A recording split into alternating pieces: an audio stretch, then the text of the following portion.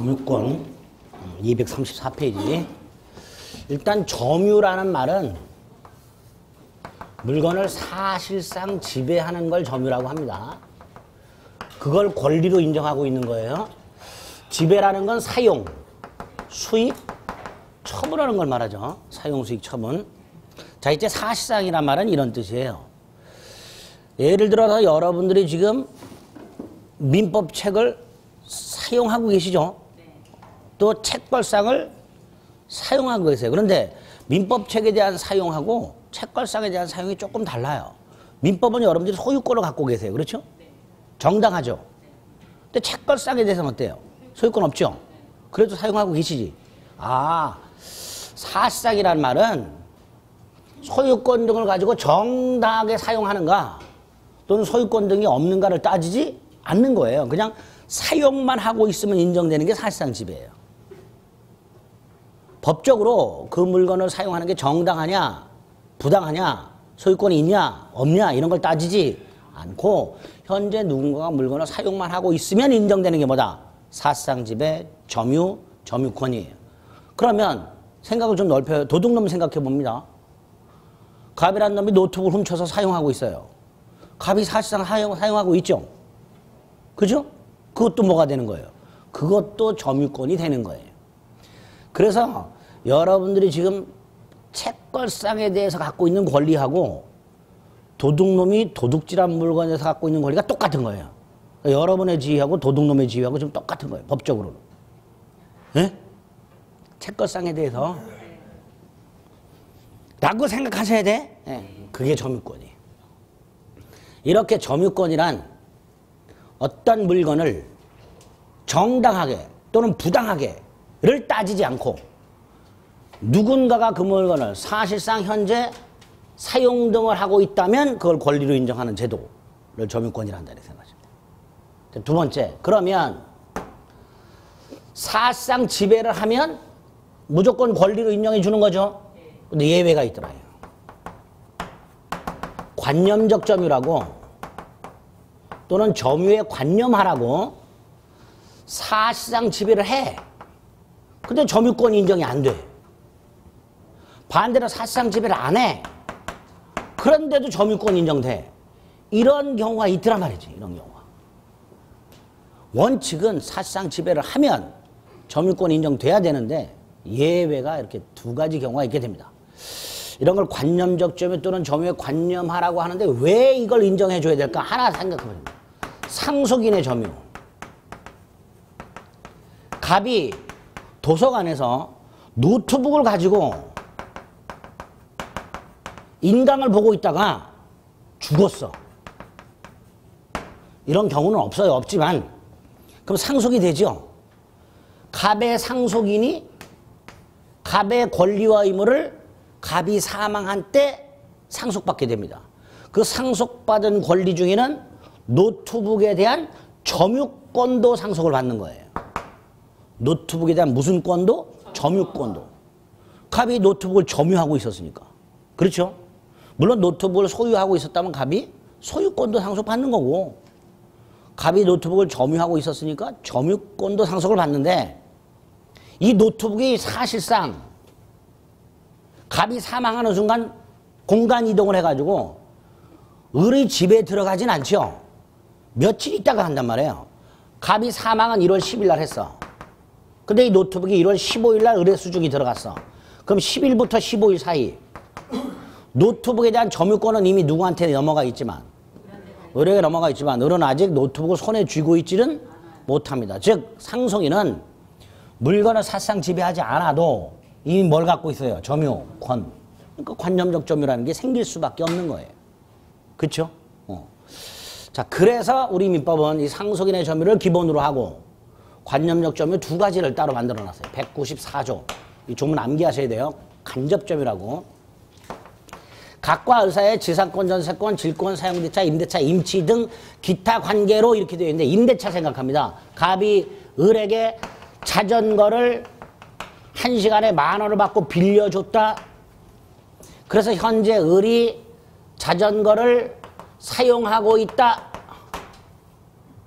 이때 갑, 임대인. 임대인도 그 자전거를 간접으로 점유한다 이렇게 돼요. 임차인은 직접 점유 이렇게 되죠. 그래서 194조에 보면 임대차 등을 통해서 타인으로 하여금 물건을 직접 점유를 말합니다. 점유하게 한 자는 간접으로 점유권이 있다 이렇게 말해요. 이걸 간접 점유라고 합니다. 그럼 임대인의 입장에서는 자전거를 사실상 지배하지 않아도 194조에서 뭐가 인정된다? 점유권 인정되는 거예요. 점유권이 인정이 되기 때문에 나중에 봅니다. 점유권에 의한 물권적 청구권, 점유 보호 청구권이라고 해요. 이거 우리 물권 총론에서 얼핏 봤죠? 점유물 반환 청구권, 점유물 방해 제거 청구권, 점유물 방해 예방 청구권 이런 걸 봤어요. 그걸 싸잡아서 뭘 한다? 점유 보호 청구권이라고 하는데 그게 인정이 되는 거예요. 다만 하나가 더 있어요. 점유권을 보호하는 권리가 자력구제권이라고. 자력구제권은 별거 아니에요. 여러분이 지금 채권상을 점유하고 계시죠. 근데 그걸 누가 지금 와서 막 힘으로 뺏으려고 해. 국가의 도움을 받을 시간적 여유가 없죠. 그럴 때 내 힘으로 방어하는 걸 자력구제권이라고 합니다. 지금 막 누가 뺏어갈 때 현실적으로 안 뺏기죠. 내 힘으로. 물론 힘이 약하면 뺏기겠지. 힘을 길러야 돼. 자력이.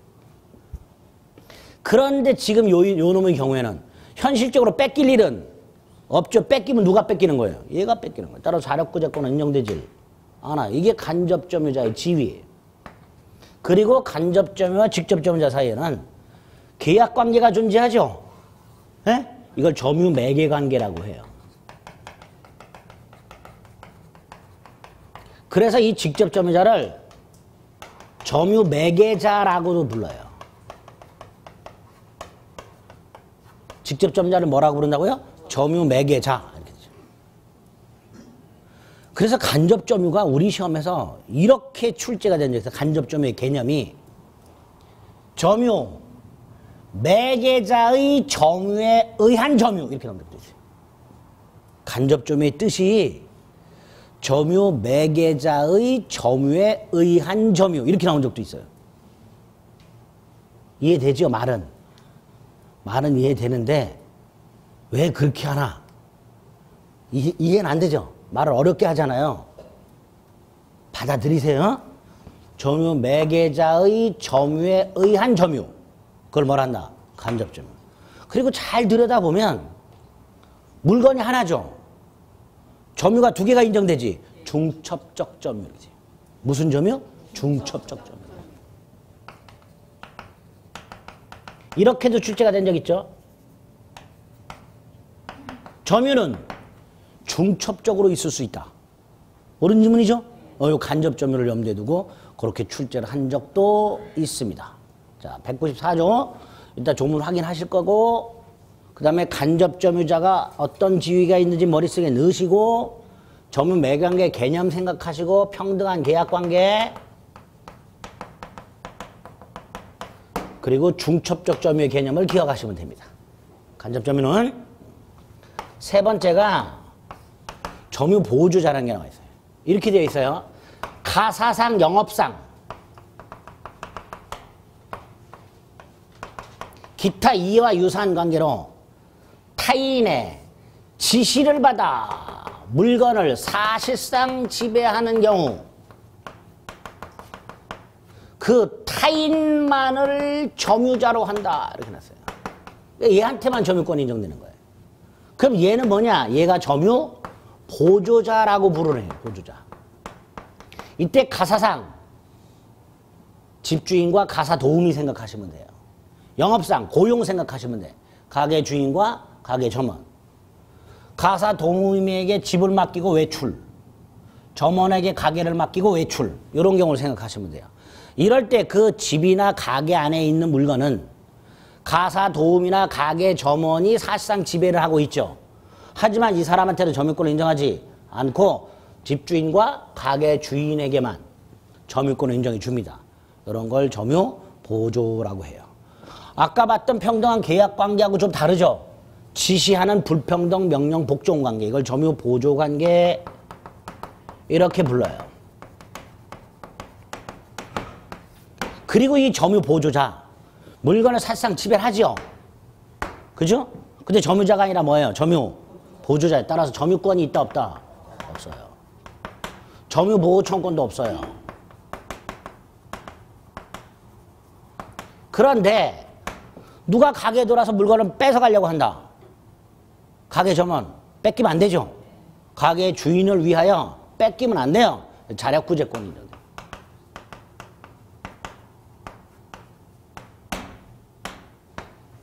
그래서 점유 보조자와 간접 점유자는 법적 지위가 정반대에 있게 됩니다. 두 개를 구별을 좀 하실 수 있어야 됩니다. 이걸 점유 보조자라 합니다. 그리고 나중에 가서 아주 중요한 하나를 더 보게 돼요. 우리 물권적 청구권이란 건 현재 물권자가 현재 물건을 무단으로 점유하고 있는 자에게 반환 청구한다 그랬죠? 그러니까 물권적 청구권의 상대방은 점유자예요. 누구라고요? 점유자. 그게 대원칙이야. 물권적 청구권의 상대방은 내 물건을 점유하고 있는 사람한테 내 물건 돌려달라. 이게 물권적 청구권이라고 했어요. 따라서 물권적 청구권의 상대방은 점유자가 상대방이에요. 근데 얘는 점유자에 아니에요. 아니죠. 그러니까 점유 보조자를 상대로 물권적 청구권 행사할 수 있다 없다? 없다. 점유 보조자는 물권적 청구권의 상대방이 될 수 없다. 이걸 나중에 이해를 하셔야 됩니다. 점유자는 요놈 때문에 잘 나와요. 점유 보조자는. 별거 아닌데 요놈 때문에 물권적 청구권의 상대방은 점유 보조자가 아니라 누구? 점유자. 그래서 이런 판례가 있어요. 회사가 사무실을 빌려서 직원들이 근무를 합니다. 회사는 점유자, 직원은 점유 보조자. 근데 이 회사가 임대료를 못 내. 건물주가 나가라. 물권적 청구권이에요. 그렇죠? 소송을 저기서 승소했어요. 내보내야 되지. 건물주가 사무실을 갔더니 직원들만 올망졸망 있어. 이 직원들에게 나가라 할 수 있다 없다? 없다. 직원들은 뭐에 불과하다? 점유 보조자에 불과하다. 점유 보조자에 불과한 직원들에 대해서 물권적 청구권을 행사할 수는 없대. 회사를 상대로. 그럼 여기서 끝나면 되는데 그럼 어떻게 내보내나요? 이거 물어보는 분들이 있어. 뭐 어떻게 내보내? 머리 짧고 검은 양복에 다리 터는 분들, 그런 분들 있잖아. 우리나라에서 굳은 일을 다 하시는 분들 있잖아. 예? 그분들 사용하세요. 안 될 때는 그렇게 하는 거예요.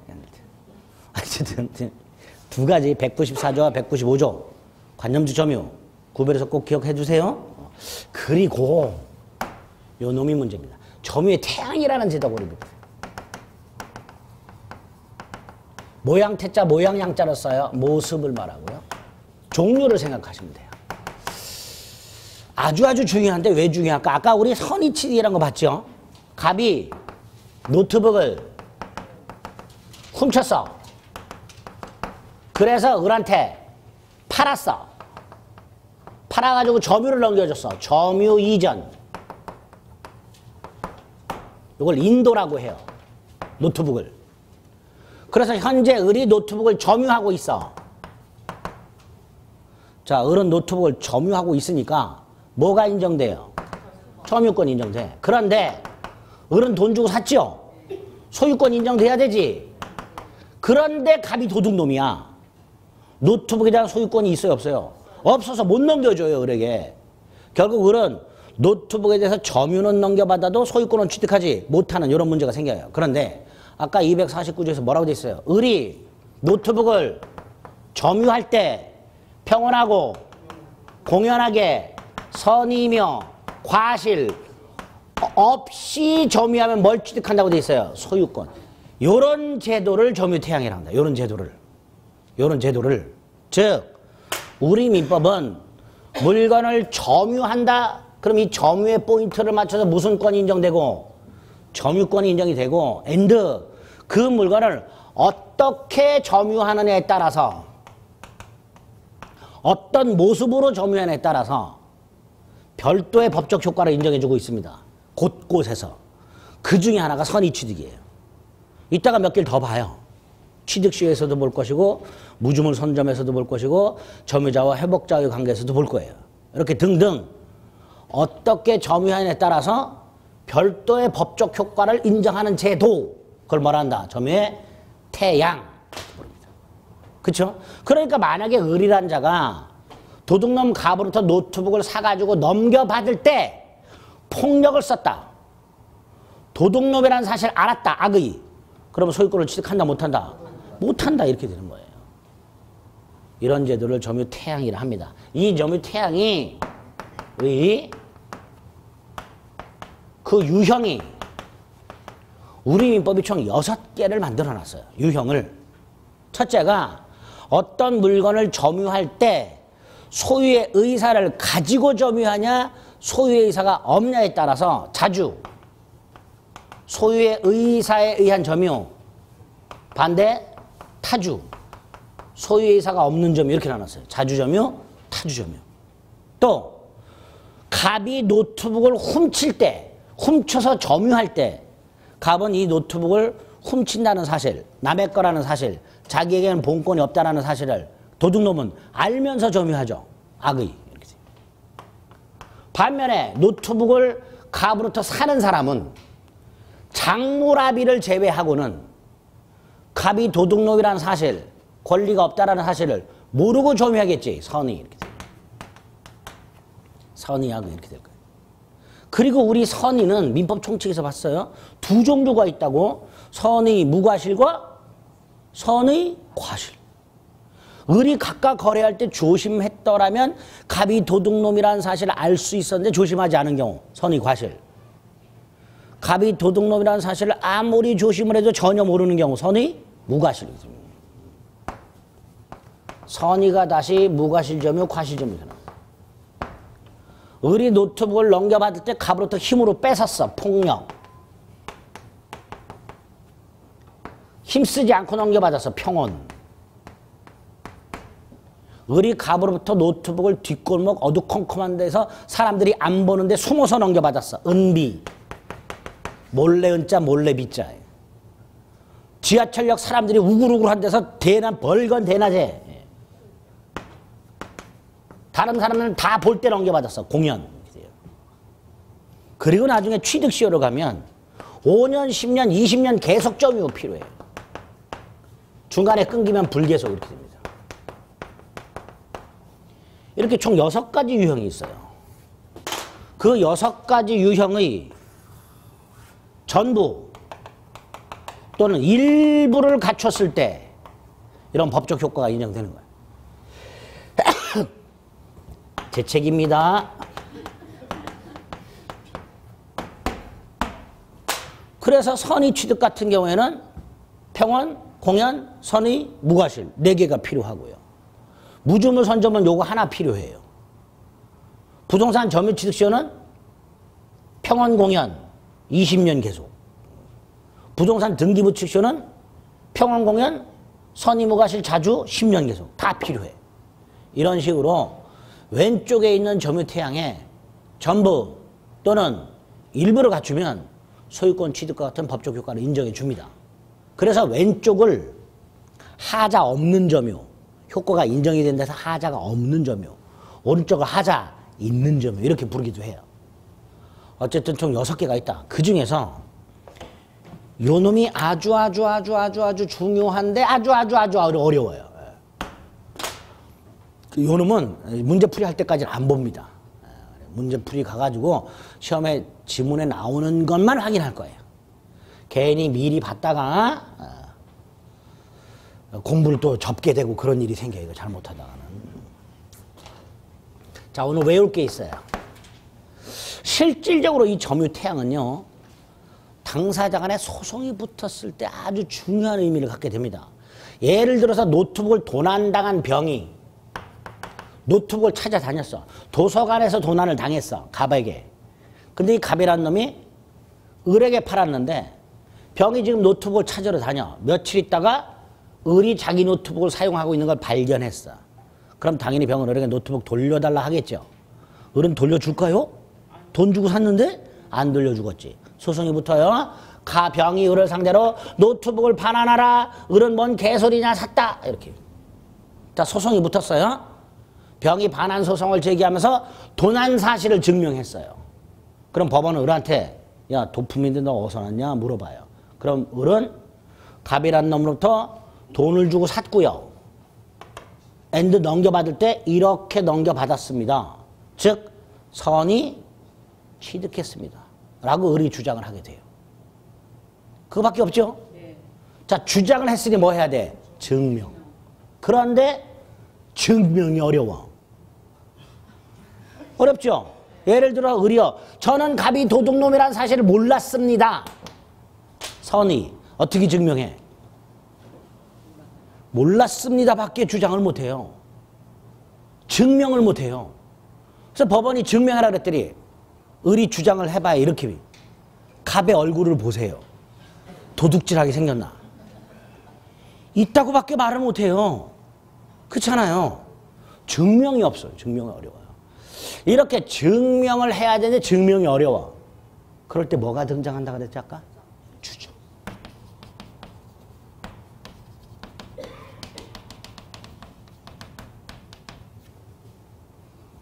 조문 2개 암기해야 돼요. 197조 1항 하고요. 198조 하고요. 197조 1항에 의하면 점유자는 소유의 의사로 평온하고 공연하게 선의로 점유한 걸로 추정. 198조는 계속 점유 추정인데요. 예를 들어서 제가 지금 마이크를 점유하고 있어요. 그렇죠? 근데 이 마이크는 제 게 아니죠? 학원 거예요. 그런데 이거를 제가 10년을 점유하면 제 게 돼요. 몇 년 점유? 10년. 근데 그 10년을 계속 점유해야 돼. 근데 어떻게 계속 점유해 이거를? 못하죠? 이럴 때 계속 점유를 추정해줘요. 어떻게 해주냐면 자, 오늘 제가 점유하고 있죠? 여러분들 그거 증명해 주실 수 있죠? 네. 이정환이가 점유했어 분명히. 제가 10년 뒤에 다시 와서 점유해요. 그럼 오늘 점유했고 10년 뒤에 또 점유했어요. 특정 두 시점에 점유했죠? 네. 계속 점유를 추정해줘요. 그러니까 저는 이거를 10년간 계속 쥐고 있을 필요가 없어요. 오늘 분명히 점유했고 여러분들 증명해 주실 거고 안 해주나? 10년 뒤에 와서 다시 한번 점유해. 그럼 특정 두 시점에 점유했죠? 그럼 민법은 이정환이는 마이크를 10년간 계속 점유한 걸로 추정을 해줍니다. 그게 190번. 이렇게 점유 태양 6개 중에서 5개를 추정을 해줘요. 그런데 조심할 거.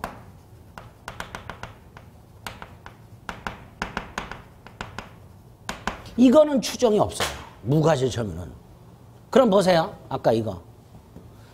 노트북을 도난당한 병하고 양수한 을이 소송이 붙었을 때 을은 이거를 주장하게 되는데 그 중에서 평원점유, 공연점유, 선의점유는 추정이 되지요. 을은 증명 안 해도 돼요. 추정이 되기 때문에. 그렇죠? 근데 이거는 추정이 돼야 안 돼요. 안 된다 그랬죠? 요것만 증명하면 돼요. 을은. 병하고 이 소송에서 을은 평원점유, 공연점유, 선의점유는 추정이 되니까 증명할 필요가 없고 무과실점유는 추정이 안 되니까 요것만 을이 증명하면 돼요. 근데 요것도 좀 어려워요. 증명이. 근데 어쨌든 무과실점유만큼은 증명할 필요가 증명을 해야 된다. 추정이 안 되니까. 요 조문이 아주 잘 나와요. 점유에서. 그중에 특히 197조 1항 아주 잘 나와요. 외우는 거예요. 제가 아까 점유권 등은 조문만 몇 개 외우시면 된다 그랬는데 오늘 벌써 외워야 될 게 194, 195, 197조 1항, 198. 예? 몇 개 안 돼요? 외우는 거예요. 이따 체크해 드릴게. 어쨌든 점유 태양과선 요 정도까지만 생각을 합니다. 네 번째, 점유권의 변동이라고 점유권의 취득, 변경, 소멸이 나와요. 그 중에 보세요. 취득, 원시와 승계가 있겠죠? 주체 내용 작용의 변경이 있겠죠? 절대적 소멸, 상대적 소멸이 있겠죠? 그죠? 그게 점유권 변동의 모습. 원인은 법률, 행위, 법률, 규정. 특히 상속과 관련해서는 상속에서 점유권은 이전된다는 거예요. 아, 법률, 행위나 법률, 규정을 통해서 점유권이 변동되는구나. 자, 그 중에 취득에서는 192조에서 뭐라고 해놨냐면 물건을 사실상 지배하는 자는 점유권을 취득한다 이렇게 돼요. 이 항에서는 사실상 지배를 상실하면 점유권은 소멸한다. 192조. 이거 따로 조문이 있는 거예요. 조문 이따 확인하면 돼요. 192조 1항과 2항. 다만 요 2항에서 약간의 예외가 있습니다. 그걸 점유보호초권하고 연결을 시킬 거예요. 소멸에 뭐가 있다? 예외. 물건에 대한 사실상 지배를 상실하면 점유권은 소멸한다. 그런데 예외가 하나 나와요. 그거를 이따가 말씀해요. 그래서 이건 체크한 거고요. 그리고 점유권의 효력이라고. 시험은 요 효력에서 잘 나옵니다. 첫째가 추정적 효력이라고. 아까 이거 두 개 봤죠? 태양 추정이 있어요. 세 번째가 200조라고요. 점유의 권리적법 추정. 우리 아까요. 등기부에 부동산 소유자로 등기가 되어 있으면 그 사람은 소유권을 갖고 있는 걸로 추정한다 그랬죠?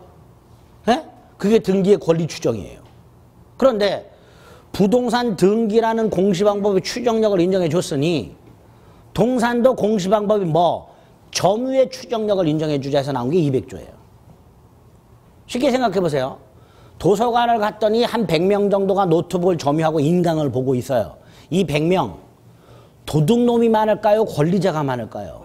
권리자가 훨씬 많겠죠 일단. 그러니까 그 100명이 다 일단 권리자로 추정을 해준다는 거예요. 물론 나중에 한두 놈은 도둑놈이 있을 수도 있겠지. 그건 나중 문제고. 그래서 200조에 보면 점유자가 점유물에 대하여 행사하는 권리. 여기서 행사라는 건 주장을 말합니다. 주장하는 권리는 일단 적법하게 가지고 있는 걸로 추정을 해요. 이걸 점유의 권리적법 추정이라고 합니다. 이게 200조에 있어요. 이때 조심하실 거 당연히 200조는 동산에만 적용되겠죠. 아까 부동산에는 등기의 권리 추정이 있었으니까 굳이 부동산 점유의 권리를 추정할 이유는 없는 거고요. 동산에만 인정을 해줍니다. 200조도 암기가 필요한 조문이에요. 그리고 동산에 안 한다는 거. 그리고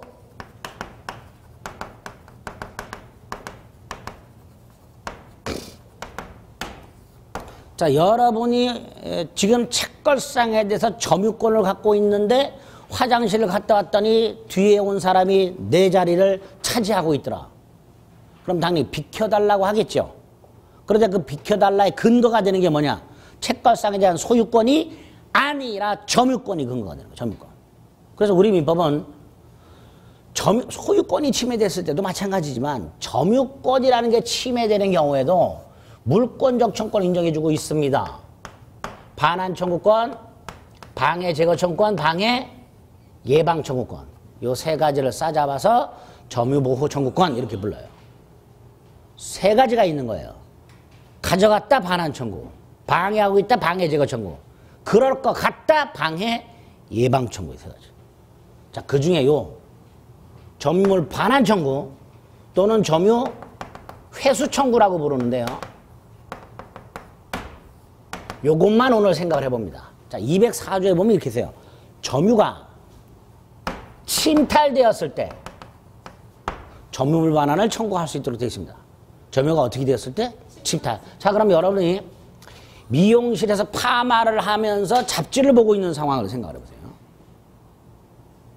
화장실을 갔다 왔더니 내가 화장실을 가면서 갔다 와서 더 보려고 요렇게 뒤집어 놓고 갔다 왔는데 옆에 파마하던 아주머니가 가져갔어. 돌려달라고 할 수 있다 없다. 그게 이거예요. 그렇죠? 그렇잖아요. 내가 잡지에 대한 점유를 침탈 당했어요? 안 당했어요? 당했어요. 그럴 때 점유물 반환 청구하는 거예요. 내가 화장실 갔다 와서 그 아주머니한테 잡지 돌려주세요. 그러면 아주머니 이렇게 말해. 네 거냐? 이렇게 말해. 그잖아요. 그럴 때 당당하게 내 거는 아니지만 내가 뭐 하고 있었다? 점유. 그걸 네가 뭐 했다? 침탈. 그리고 이렇게 말하면 돼요. 우리 민법은 204조 1항과 3항에서 네? 침탈 당한 납토 1년 내 반환 청구하도록 돼 있다. 네가 언제 침탈했냐? 30분 됐냐? 아직 1년 안 난 돌려달라. 돌려줘야 되는 거야. 그게 점유물 반환 청구. 침탈 당해야 돼요. 1년 내 행사도록 돼 있어요. 그런데 내가 잡지를 보고 있는데 옆에 아주머니가 이렇게 기웃거리더니 1분만 보고 주겠대. 1분. 그래서 알았다 그러고 건네줬어. 근데 1분이 지났는데 안 돌려주네. 이럴 때 점유물 반환 청구할 수 있다 없다? 없지요. 왜 없어? 침탈이 아니니까. 사기당해서 넘겨줬잖아. 사기예요. 판례도 있어. 웃을 일이 아니야. 판례가 그래요. 점유물 반환 청구는 점유가 침탈됐을 때 행사할 수 있기 때문에 사기당해서 인도한 경우에는 침탈이 아니므로 점유물 반환 청구할 수 없다. 물론 내가 그 잡지의 소유권을 갖고 있으면 소유물 반환은 청구할 수 있어요. 소유물 반환 청구는 침탈을 요건으로 하지 않아요. 그래서 나중에 구별할 수 있어야 돼. 점유물 반환 청구하고 소유물 반환 청구가 전혀 별개의 권리야. 구별할 수 있어야 돼. 그 중에 오늘 점유물 반환 청구 뭘 요건으로 한다? 침탈. 잊지 마세요. 몇 년 내 행사라. 그 다음에 침탈로 인하여 손해가 생기면 반환 청구만 할 수 있는 게 아니야. 뭐도 할 수 있어요. 손해. 배상도 청구할 수 있어요. 여기 204조입니다. 점유보호청권 중에서 204조를 오늘 정확하게 세 가지를 기억을 해둡니다. 침탈을 요건으로 한다. 1년 내 행사라. 따로 뭐 할 수 있다. 손해배상 청구할 수 있다. 기억하실 수 있겠죠? 그리고 나중에 누구를 상대로 하는가가 좀 어려워요. 그건 나중에 볼 거예요. 이 세 가지 오늘 기억합니다. 제일 중요한 거 점유권에서 점유자와 회복자와의 관계.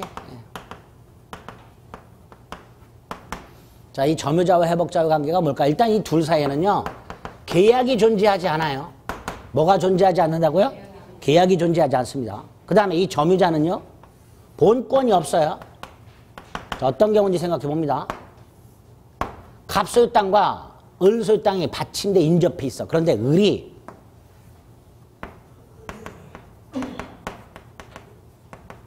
갑소유 땅을 점유 경작하고 있어. 이때 갑을 사이에는 갑소유 땅에 대한 사용 계약이 존재하지 않고요. 을이 갑의 동의나 승낙을 받은 적이 없어요. 본권이 없어요. 을이. 이런 경우 갑의 자동차를 노트북이랄까? 아니 자동차랄까?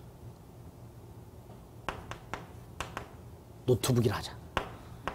아까 노트북을 했으니까. 을이 훔쳐서 사용하고 있어요.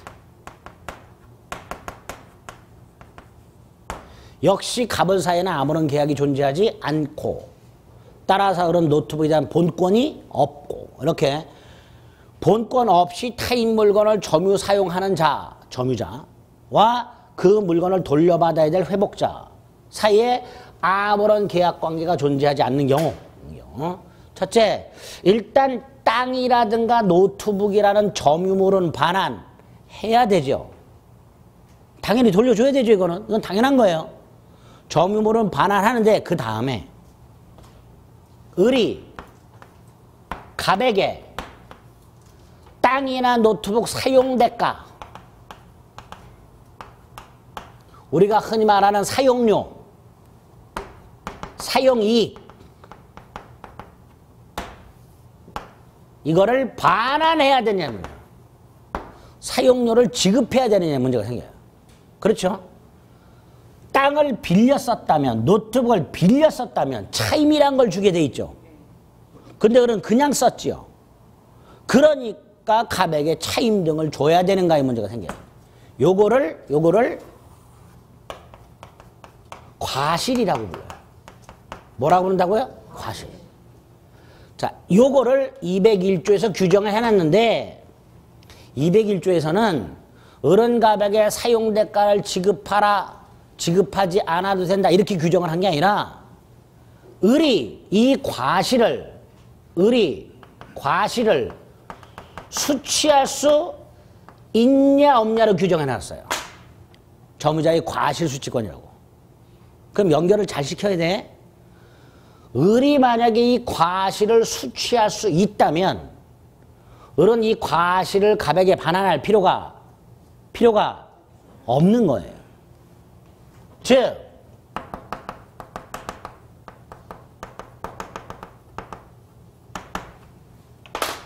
을이 과실을 수취할 수 있다면 을은 이 땅이나 노트북에 대한 사용대가 이득을 반환할 필요가 없습니다. 반대로 과실을 수취할 수 없다면 당연히 사용이익은 갑에게 반환해야 되는 거예요. 근데 다시 한번 우리 민법 201조에서 이거를 규정하고 있는 게 아니고요. 이거를 규정해 놨어요. 그러니까 이걸 연결시킬 수 있어야 돼요. 과실을 수취할 수 있다면 부당이득 반환 의무는 없다. 없다면 부당이득 반환하라 이렇게. 그리고 201조 1항만 생각합니다. 201조 1항에서 을이 선의 점유자라면 뭐라면? 선의 점유자라면 이렇게 돼 있어요. 과실을 수취할 수 있도록. 지금 도둑놈의 경우에는 악의죠 분명히. 얘는 사용료 줘야 돼요. 그런데 얘는요. 이 갑소유 밭하고 경계가 불분명해서 처음에 경작을 시작할 때 점유를 시작할 때 자기 땅이라고 생각하고 있어. 그럼 선이죠. 을이 선이잖아요. 이럴 때는 을은 갑에게 사용료를 지급할 필요가 없다. 이렇게 나눠놨어요. 선이는 과실주권이 있다. 악의는 없다. 이렇게. 일단 요 원칙은 여기 이제 조금 더 새끼를 쳐야 되는데 그건 나중에 가장 크게 선이라면 과실 수취할 수 있다. 악이라면 과실 수취할 수 없다. 그래서 선이라면 그 이익을 부당이득으로 반환할 필요가 없다. 이렇게 연결이 됩니다. 여기 첫 번째. 두 번째, 을이 땅이나 노트북을 멸실시키거나 회수시켰어. 그래서 갑이 땅이나 노트북을 돌려받았는데 너덜너덜해. 당연히 갑은 을에게 뭘 청구하게 될까요? 손해배상. 을은 손해배상해야 되죠. 이때 요건이 하나 필요해요. 이게 불가항력적으로 멸실훼손된 게 아니라 을의 귀책 사유에 멸실훼손이 있어야 돼요. 점유자의 고의 또는 과실에 의한 점유물 멸실 또는 훼손. 점유자의 고의 또는 과실에 의한 점유물 멸실 또는 훼손. 을의 잘못으로 땅이나 노트북이 너덜너덜해졌단 말이지. 그때 갑은 을에게 뭐 할 수 있다? 손해배상 청구. 을은 손해를 배상해야 돼요. 여기서 을이 어느 정도의 손해를 배상해야 되는가를 규정해놨어요. 202조에. 자, 예를 들어서 갑에게 땅이나 노트북이 너덜너덜 해가지고 100만 원에 생겼어요. 100만 원 손해. 그럼 얼핏 생각하면요. 을은 갑에게 얼마를 배상해야 돼요? 갑에게 다시 한번 갑에게 발생한 손해액을 계산해 봤더니 100만 원의 손해가 생겼어. 그럼 을은 당연히 갑에게 얼마를 배상해야 돼요? 100만 원을 배상해야 되죠. 그런데 우리 민법은 여기서도 을의 선악을 나눠놨어요. 을이 악의라면 도둑놈이었다면 갑의 전손해를 배상해요. 하지만 을이 선이었다면, 자, 을이 자기 땅으로 착각하고 경작을 했는데 그 경작으로 해서 땅이 훼손이 됐고 이 지력을 회복하려면 100만 원이 필요해. 100만 원 손해가 생긴 거죠. 을이 100만 원을 다 배상해야 되는가? 이때 을이 악의라면 다 배상해야 되지만 선이라면 이 현존 한도에서 갑의 손해가 100만 원. 근데 을이 경작을 해가지고 수익이 30만 원이 생겼어. 경작을 해서. 그럼 현재 이익이 얼마밖에 안 돼요? 그것만 배상하면. 선이라면 이익 현조 배상. 악이라면 전손해 배상. 나중에 여기서 또 자주와 타주를 나눠요. 나중에. 어쨌든 우리 민법은 이렇게 두 가지 일단 과실 수취화 문제하고 손해배상의 문제를 점유자의 선, 악에 따라 나눠놨죠. 아까 선악이 뭐였었어요? 점유의 태양. 그쵸? 그리고 나중에 과실추에서는 평원, 공연, 폭력, 음비가 나눠지고요. 손해배상엔 선의 자주, 선의 타주가 나눠져요. 근데 이건 어려워요. 지금 이해하려면. 그건 나중에 보고 원칙만. 선악에 따라서 과실수치와 부당, 손해배상의 범위가 달라지더라. 이렇게 해놨어요. 세 번째가 을이 땅을 경작하려고 했는데 척박해. 그래서 을이 개간비용으로 100만 원을 사용했어. 자동차를 타고 노트북을 갖고 사용하다가 고장나서 을이 수리를 했어. 수리비를 지출했어. 위에 계량비 지출했죠? 네. 땅을 계량했지? 유익비라고 해요. 밑에 거 수리했죠? 필요비라고 해요. 을이 땅이나 노트북에다가 필요비하고 유익비를 지출했어요. 수선비용은 필요비라 하고요. 계량비용은 유익비라고 합니다. 을이 지출했어요. 이거를 나중에 갑에게 돌려달라 청구할 수 있는가의 문제가 생겨요. 그렇죠? 이때 을이 갑에게 만약에 청구하게 되면 갑은 순순히 안 줘요. 당연히 이렇게 말할 거예요. 누가 계량하라 그랬냐? 누가 수리하라 그랬냐? 안 줄 거란 말이죠. 그렇죠? 그래서 우리 민법은 203조에서 을이 목적물에 지출한 필요비와 유익비 상한을 청구할 수 있는가를 규정해놨는데 있다고 되어 있어요. 그것도 을이 선이냐 악이냐를 묻지 않아. 그럼 모르고 지출했든 알고 지출했든 일단 비용 상한을 청구할 수 있다고 돼서. 그러니까 우리 민법에 의하면 최악의 경우 도둑놈이 도둑질한 물건에 지출한 비용 청구할 수 있다. 얘가 수리비만 지출한 게 아니고 노트북에 램을 추가했어. 유익비죠. 그것도 청구할 수 있대. 갑의 입장에서 황당하죠? 안 황당하나? 황당하죠? 그래도 청구할 수 있도록 해놨어요. 그래서 이것도 잘 나와요. 선악불문하고 뭘 청구할 수 있다? 필요비와 유익비 상한을 청구한다. 그 다음에 이 필요비하고 유익비 상한 청구권이 우리 민법에 곳곳에 나와요. 뭐 지상권가도 나오고 전세권가도 나오고 임대차가도 나오고. 그런데 이 필요비하고 유익비, 비용을 단순히 필요비하고 유익비로만 나눠요. 더 쪼개진 않아. 그런데 이 203조에서는 필요비를 통상의 필요비하고 특별 필요비를 나눠놨어요. 통상의 필요비하고 특별 필요비로. 통상의 필요비는 자동차 같은 거 생각하시면 엔진오일 가는 비용 생각하시면 돼요. 늘상 들어가는 비용. 특별 필요비는 전봇대를 들이받아가지고 범퍼를 갈았어요. 이게 특별 필요비. 사고 났을 때. 어쨌든 꼭 필요한 비용을 말합니다. 오늘 통상과 특별로 나눠놨어요. 다른 데는 안 나눠요. 다른 곳은 그냥 필요비하고 유익비만 나눠요. 근데 203조만은 필요비를 이렇게 나눈 다음에 아까 과실을 수취한 놈 있죠? 예? 요 놈이 요거는 청구를 못해요. 과실을 수취한 을은 뭐는 청구 못한다? 통상 필요비는 청구할 수 없도록 해놨어요. 네가 갑에게 한 푼도 주지 않고 물건을 사용해서 이익을 얻었으니 통상 필요비는 네가 부담해라 이런 뜻이에요. 그래서 과실을 수취한 점유자는 무슨 필요비는 청구 못한다? 통상의 필요비. 특히 여기에서요. 요 통상자라서 생략하고 출제를 굉장히 많이 합니다. 과실을 수취한 점유자는 유익비는 청구할 수 있으나 맞죠? 필요비는 청구하지 못한다. X. 필요비를 나눠야지. 통상 필요비는 청구할 수 없다. 특별 필요비는 청구할 수 있다. 이렇게 되죠. 조문 203조. 이런 것들이 시험 지문에 나오는 거예요. 자, 지금 점유권과 관련해서 말씀드린 것들을 이해하려는 눈을 갖고 계세요. 지금 보니까. 이해하시지 말라 그랬어요, 제가. 외우자 그랬어요.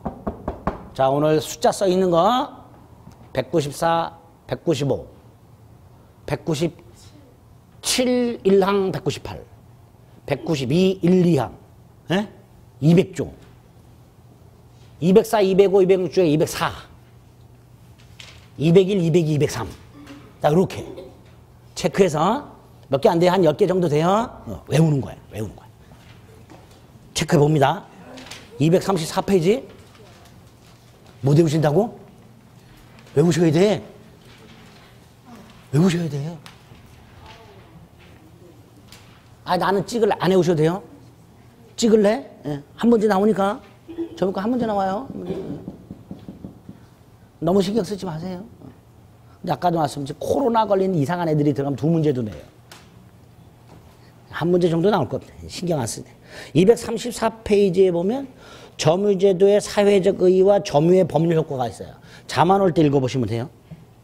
235페이지에서는 맨 위에 192조 1항과 2항을 생각해 보세요.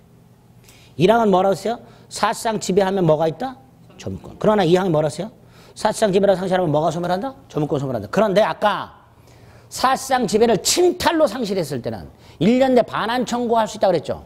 그게 204조예요. 그래서 204조에서 점유를 회수했을 때는 그러하지 아니하다. 점유를 침탈당했을 때 반환 청구해서 돌려받으면 점유권은 소멸하지 않았던 것이 된다. 그런 뜻이에요. 그게 192조 2항 단서의 뜻입니다. 연결되는 거예요. 204조. 그 밑에 의 정도 읽어보시면 되고요. 요소의 동그라미 1에 기억 정도 봐주시면 됩니다. 한 장을 넘기면 점유권과 본권을 구별하라고 돼 있어요. 읽어보시면 되고요. 오른쪽 점유보조 195조 있습니다. 암기하시고요. 밑에 의, 그 다음에 성립요건의 동그라미 2번 점유보조관계라는 표현이 하나 나와 있습니다. 한 장을 넘기세요. 점유보조자 세 번째 줄, 두 번째 줄 점유권 인정 안 돼. 점유보호 청구권도 안 돼. 그 청구권의 상대방도 될 수 없어. 아까 물권적 청구권의 상대방이 될 수 없다 그랬죠. 그러나 밑에 동그라미 자력구제는 인정돼. 간접점유 194조 조문 읽어보시고 의, 양가로의 동그라미 1, 오른쪽 동그라미 2, 점유 매개관계, 평등한 계약관계만 하겠죠. 양가로 3번 확인합니다. 1. 점유권 있다. 그러나 세 번째 줄 자력구제권은 인정 안 된다. 동그라미 반환 청구할 수 있다. 즉 점유보호처권 인정된다. 이런 것들을 체크하시면 됩니다. 상속인 점유는 조문 간단히 한번 읽어보시면 되고요. 다음 페이지 보면 점유의 종류가 쫙 나와 있어요. 이거는 건너뜁니다. 245페이지까지 쭉 건너뛰세요. 자, 245페이지 가면 점유권의 취득과 소멸이라고 나와 있죠. 그 중에 한 장을 넘기면 246은 됐고요. 246페이지 가운데 보면 199조가 있어요. 찾으셨어요? 네. 그 1항만 체크만 해둡니다. 읽지 마시고. 체크. 나중에 취득 시에서 볼 거예요. 체크. 오른쪽에 점유권의 소멸. 그 중에 양가로 1번. 양가로 1번의 두 번째 줄 보면 일시적으로 점유를 잃었다라고 돼 있죠. 뭐에서? 침탈. 그런 경우에 1년 내 반환을 청구할 수 있고 반환을 받으면 점유권은 소멸하지 않았던 걸로 된다고 그랬죠. 그리고 다음 페이지에 보면 외워야 될 게 나왔어요. 197조 1항. 박스 밑에 동그라미 1번의 두 번째 줄 무과실은 추정 안 된다라는 거. 오른쪽 맨 위에 198조. 가운데 200조. 조문. 조문이 굉장히 잘 나와요. 다음 페이지 점유자와 회복자와의 관계. 양가로 1. 왜 문제가 되는가를 쫙 설명하고 있고 양가로 1 동그라미 1, 2, 3. 그 다음에 밑에 201조 1항. 선의점유자는 과실을 취득한다. 따라서 그 박스 밑에 동그라미 1번 4줄. 선의점유자는 비록 법률상 아무런 원인 없이 남의 땅을 점유 사용해서 그 사람에게 손해를 입혔다 하더라도 뭐 할 필요가 없다. 사용이익을 부당이득으로 반환할 필요가 없다. 분명히 그렇게 돼 있죠. 오른쪽 하단 251페이지 202조. 역시 악의라면 전손해를 배상하라. 선이라면 이익이 현존하는 한도에서만 배상하라. 이렇게 돼 있죠. 한 장을 넘겨서 양가로사의 203조 1항. 특히 세 번째 줄에 보면 뭐라고 있어요? 점유자가 과실을 취득한 경우에는 통상의 필요비라고 돼 있죠. 통상의 꼭 기억하세요. 통상의에다가 동그라미를 책이 찢어져라. 그렇다고 해서 책을 찢으시면 안 돼요. 중요하다 그런 뜻이. 한 장 넘겨서 255페이지 가면 204조 1항과 3항. 1항에 침탈이 있고 3항에 침탈 당한 날로부터 1년이 있어요. 그렇죠? 그 두 가지. 그래서 그 밑에 니은에 가면 동그라미에 니은에 가면 침탈이라는 타이틀이 있죠. 거기에 네 번째 줄에 가면 사기당해서 물건을 인도한 경우라고 돼 있어요. 이건 침탈이다 아니다? 아니다. 아니니까 점유물 반환을 청구할 수는 없다. 이렇게 되죠. 점유물 반환을 청구할 수는 없다. 그렇죠? 네.